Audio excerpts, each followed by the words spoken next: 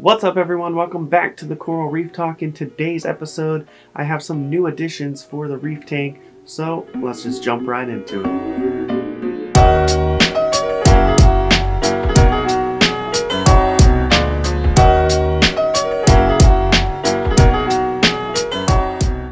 Now I'm very excited about today's episode because I ordered a very special fish for the reef tank from Biota.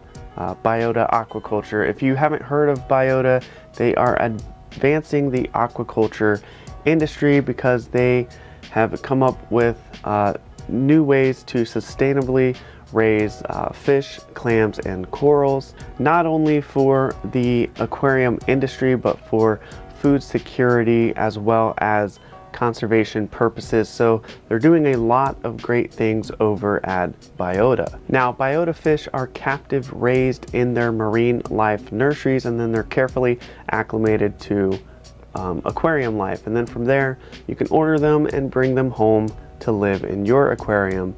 Now, back in 2019, before the pandemic, I had the opportunity to speak with Jake from Biota and talk a little bit about their captive bred yellow tangs.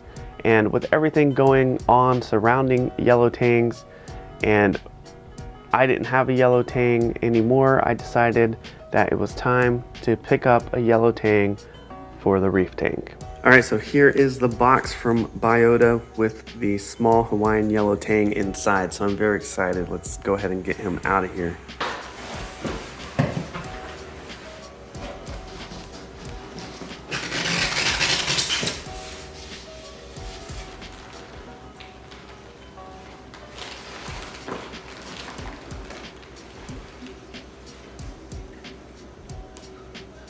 So he arrived in perfect condition, plenty of water in the bag.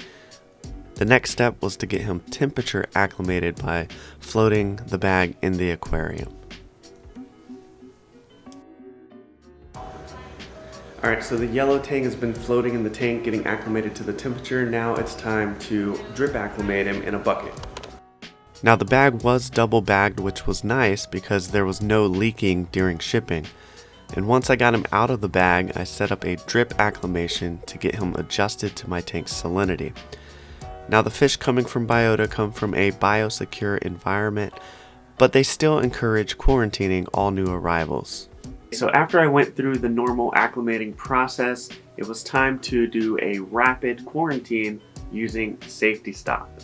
Now Safety Stop, if you haven't used it before, contains two solutions, formalin and methylene blue. Now first up, I needed a gallon of aquarium water for the formalin bath and some kind of air stone or bubbler to help oxygenate the water. Now I set this up beforehand and kind of mixed the water, and then I placed the tang in the solution and set a timer for 45 minutes. Now being completely honest, I didn't go the full 45 minutes in the formalin, which is fine. Usually if you notice any signs of stress, you can pull them out of the formalin bath early. However, there was no signs of stress. I just thought that after being shipped in a box and acclimated and then dipped, that I needed to get him into the tank. Now the instructions are really easy and straightforward for Safety Stop, simple to use and easy to use, so that's a win-win. And once he was done in the blue, after another 45-minute timer, it was time to add him to the tank. Now his introduction to the tank was a little bit rough, as you can see here. As soon as he enters the tank, everyone had to see what's up. They all just darted right at him. And for the first day, he pretty much stayed hidden. But the following days, he was out and about and the other tank mates left him alone.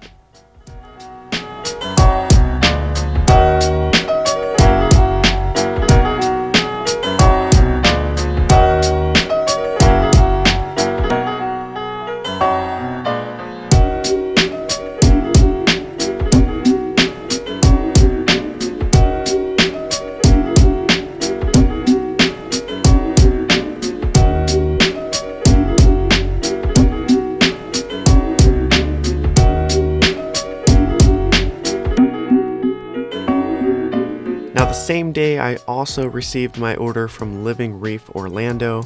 I ordered a rainbow digitata some rainbow acans, a Jason Fox orange lepto, a grafted monopora, and some really cool purple and green acans. Now I got them out of the bags, and then I used 2 little fishies, Revive, to dip them, and then I was able to add them to the tank. I'm really starting to add corals and really monitor and hone in on this tank's parameters, so I'm very excited about these corals and ones to come in the future. I have my eyes set on some, and I can't wait to share them all with you. Thank you so much for following my reefing journey and watching this video. Let me know in the comments what's the next step for you and for your tank. Will you be adding corals, maybe a new fish? Drop a like on this video, and I'll see you in the next one.